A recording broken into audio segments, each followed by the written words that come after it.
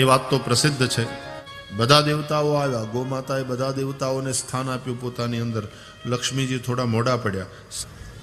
લક્ષ્મીજીએ ગોમાતાને કહ્યું કે મને પણ સ્થાન આપો. તો ગોમાતાએ કહ્યું કે તમને જ્યાં જગ્યા મળે ત્યાં બેસી જાઓ.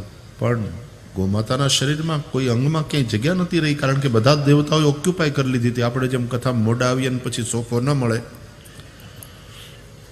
એમ બધી જ જગ્યા ઓક્યુપાઈડ હતી.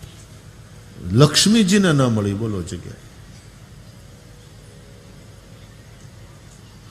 એટલે પછી લક્ષ્મીજીએ ગાયનો પોદળો પડેલો જોયો છાણનો. લક્ષ્મીજીએ એની અંદર નિવાસ કર્યો. આ કથાના અર્થો તો તમે જુઓ. ગોમયમાં લક્ષ્મી વસી. અને એટલા માટે આપણે ત્યાં રિવાજ હતો ગાયના છાણથી ઘરને લીપવાનો. ગાયર કરતા, એના ઉપર બેહવું, એના ઉપર સૂવું, ત્યાં બેહીને ખાવું, અને સમયે સમયે પછી ગાર કરવાની રહેતી.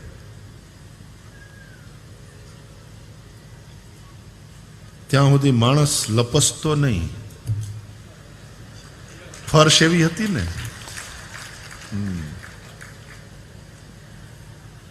ये तजुर्बा है मेरा कि मिट्टी की पकड़ मजबूत होती है. ये तजुर्बा है मेरा कि मिट्टी की पकड़ मजबूत होती है. संगमरमर के फर्श पर तो हमने पांव फिसलते देखे हैं. संगमरमर के फर्श पर तो हमने पांव फिसलते देखे हैं. ये तजुर्बा है मेरा कि मिट्टी की पकड़ मजबूत होती है. અટાણે માણસ વાત વાતમાં લપસી પડે છે. આમ થોડીક લાલચ, થોડીક, અને ઘણા બધા અર્થમાં લપસી પડે છે. પૈસાને જોઈને, કંચન કામિની કીર્તિ આદિ માટે થઈ લપસી પડે માણસ. એટલે ગાયના છાણની ગાર નહીં ને, એ પડવા ન દે, એમ પકડી રાખે બરાબર સંતાનને. જ્યાં કદાચ ભીનું થયું હોય તોય વાંધો ન આવે. અને ઓલી ફર્શ ઉપર તો જો જરાક પાણી ઢોળાણું અને જો તમે સાવધાન ન રહ્યા તો હાડકું ભાંગ્યા વગર રહે નહીં.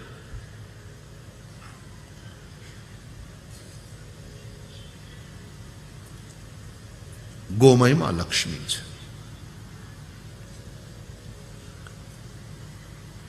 અને એ ગાયના છાણનું છાણિયું ખાતર, એ ખાતર ખેતરમાં નાખો અને પછી ખાતર બરદાસ્ત કરો હરખી. કિસાનના રૂપમાં જેટલી ખંતથી ખેતી કરે. હું ઓલી કવિતા આવતી આપણે તુષારભાઈ, ગાંભુ નામે ગામ ન્યાય ખંતથી ખેતી કરે પટેલ પાંચો નામ. ખેતી કરતો ખંતથી એ પટેલ પાંચો નામ. ડુંગર કેરી ખીણમાં ગાંભુ નામે ગામ, ખેતી કરતો ખંતથી અને પટેલ પાંચો નામ.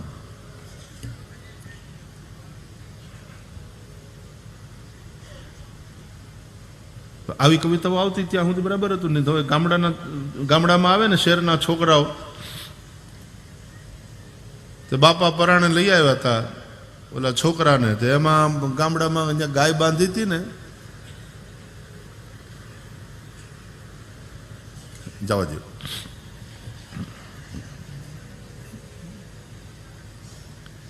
એની બાજુમાં એની વાછડી હતી. તો વાછડી છે ને પોદળો કર્યો. તો એ લોકો કે મમ્મી મમ્મી વાછડી હગી.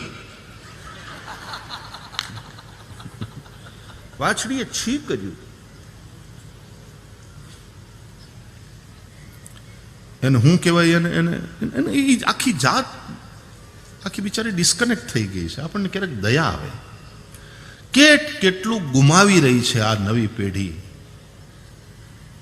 કેટલું ગુમાવી રહી.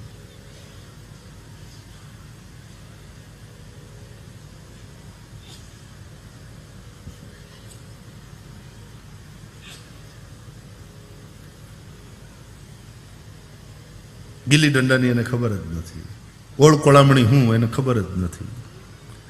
એની પાસે એની નવી રમતો છે, પણ એમાં હવે ખાસ કરીને આ વિડીયો ગેમ આવી ત્યારથી તો બુદ્ધિમાં આક્રમકતા, વિચારોમાં આક્રમકતા વધી, તણાવ વધ્યો. જીતવું જ, પરાજયને પચાવી હકવાની તો વાત જ નહીં. અને એને કારણે પછી હમણાં ઓલી કેવી ગેમ નીકળી હતી કે આ બ્લુ વેલ, તો છોકરાઓ આત્મહત્યા કરી નાખે. ये कितनी मानसिक कमजोरी है. બૌદ્ધિક રીતે વિકસિત અત્યારે આપણી નવી પેઢીના છોકરાઓ ઇમોશનલી એટલા વીક થતા જાય છે, એ ચિંતાનો અને ચિંતનનો વિષય. હાઈ એક્સપેક્ટેશન્સ પેરેન્ટ્સના પણ સંતાનોની પાસેથી, એટલે 90ની નીચું કાંઈ ખપે નહીં. અને જો એવું થાય તો છોકરાઓ એકદમ તણાવમાં આત્મહત્યા કરી નાખે. છોકરાઓને સફળ થતા શીખવાડો, પણ છોકરાઓને પરાજય પચાવતા પણ શીખવાડો. નિષ્ફળ થાય તો તેથી શું થયું, એમાંથી કંઈક શીખે. गलती भी गुरु हो सकती है यदि गलती से हम कुछ सीखे. अगर गलती रुलाती है तो राहें भी दिखाती है, तो राहें भी दिखाती है. मनुज गलती का पुतला है जो अक्सर हो ही जाती है, जो अक्सर हो ही जाती है.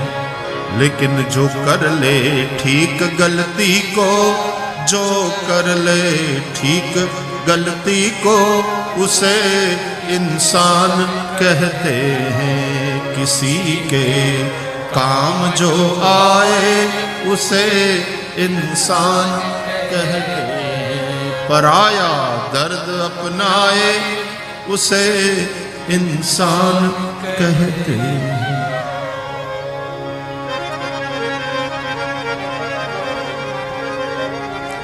માણસ પોતાના પરાજયથી કંઈક શીખે તો પરાજય પણ એના માટે સફળતાનું પગથિયું બની શકે. પરાજયને પચાવતા એટલે તમને આ સ્પોર્ટ્સ મેન બધા એટલા માટે વાલા લાગે. કેટલા આક્રમક થઈને લડતા હોય, પોતાની ગેમ ખેલતા હોય, પણ પછી એકવાર રિઝલ્ટ આવે એટલે પરાજિત ખેલાડી સૌથી પહેલો વહેલો અભિનંદન કરે. જીતેલા ખેલાડીનું સૌથી પહેલું વહેલું અભિનંદન એ પરાજિત ખેલાડી કરે. આ ખેલદિલી આવવી જોઈએ. પોતાનો પરાજય પચાવી ન શકે અને સામેવાળાને હાવ શત્રુતાથી જોવે. ગેમ છે, આ તો ખેલ છે. એમાં પ્રતિસ્પર્ધીને વળી શત્રુ રૂપે શા માટે જોવા?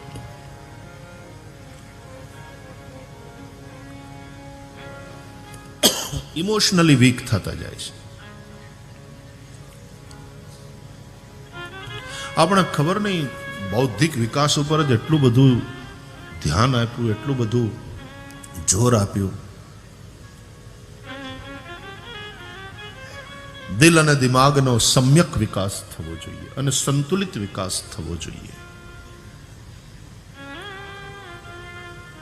કથા જેની પાસે વિચાર છે એને ભાવના આપવાનું કામ કરે છે, જે ભાવથી ભરેલા છે એને વિચાર આપવાનું કામ કરે. વિચાર અને ભાવ એ બંનેની જરૂર. અને પછી માણસનો જે વ્યવહાર હશે એક સંતુલિત સ્વસ્થ માણસનો વ્યવહાર હશે.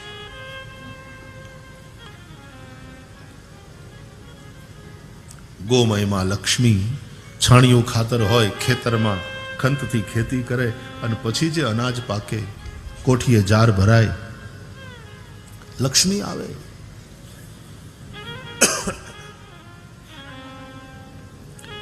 આપણે કથા સાંભળીએ છીએ ભાગવત રામાયણમાં, ધરતી પણ ગાયનું રૂપ લઈને જ ભગવાનની પાસે રાવ કરવા જાય છે. સાત્વિકતાની મૂર્તિ, દૈન્ય જેની અંદર છે એવી ગાય. વૈષ્ણવે પણ ગાયની જેમ संसार में तो न दैन्यम न पलायनम, पण जયારે भगवाननी सामे जईए दासो हम, इस भाव से આપણે નથી કહેતો એ ભાઈ હું તારી ગાય, હું તારી ગાય, બાપા ખમી જા, ખમી જા. આવું કોને તો સામે વાળાના ઉપર અસર થાય.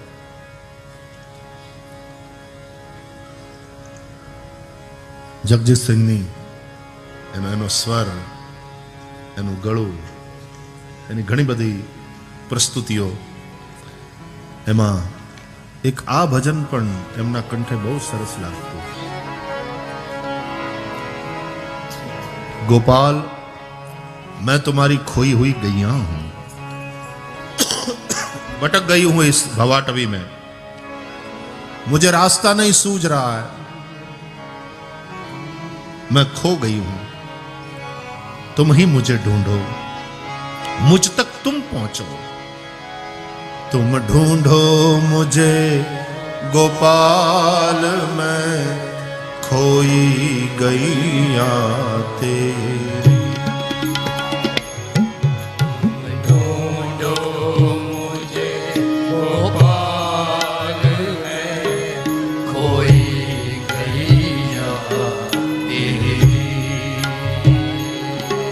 तुम ढूंढो मुझे गोपाल, मैं खोई गैया.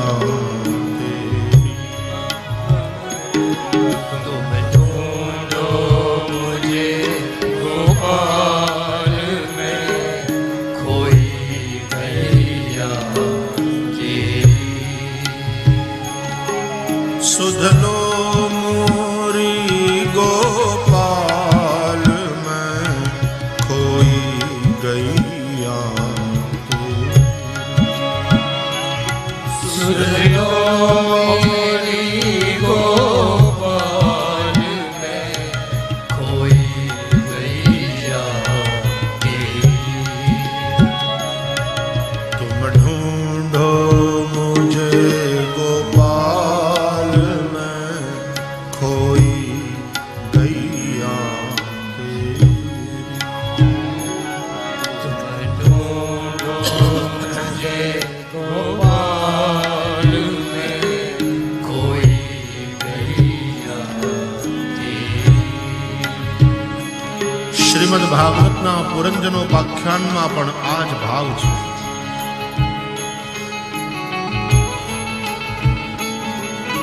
જીવ શિવ એ બેની વચ્ચે નિત્ય સંબંધ છે, वास्तविक संबंध છે. बाकी सारे संबंध माने हुए हैं और अनित्य है. शरीर के साथ भी जो हमारा संबंध है वो माना हुआ है और अनित्य है.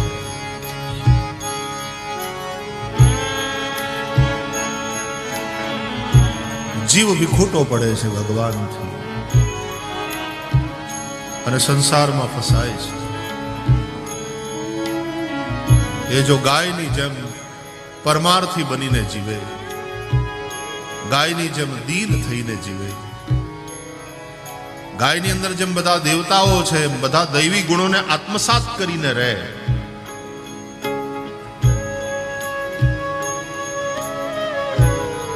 અને પછી कृष्ण ने पुकारे,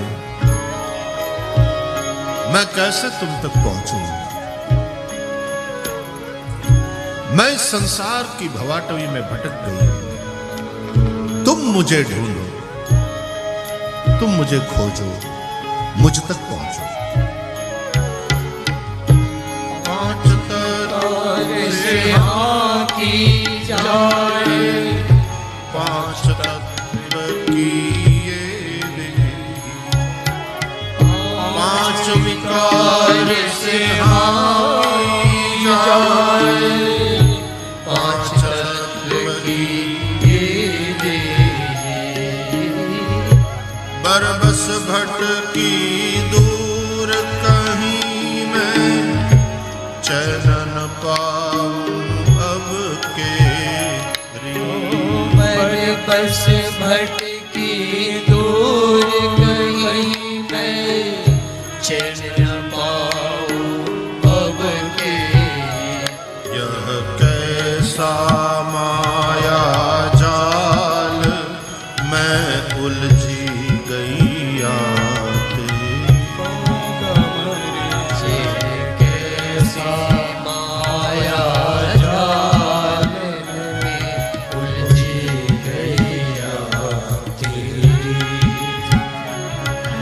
सुध लो मोरी गोपाल मैं उलझी गैया सुन लो मोरी गोपाल में उलझी गैया तेरी। तुम ढूंढो मुझे गोपाल मैं खोई गैया पगम तुम ढूंढो मुझे गोपाल में कोई गैया तेरी।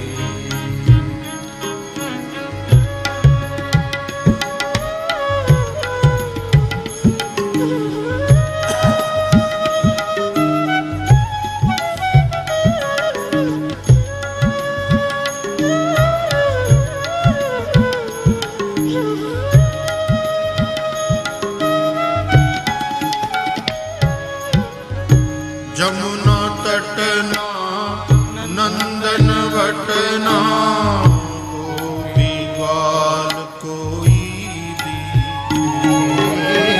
जमुना तट ना जमुना तट है ना कहीं बंसी वट दिखाई देता है न मेरे आसपास कहीं गोपी ग्वाल है क्या भक्ति ने यमुना नहीं देखाती आ संत भौतिकवादी दुनिया में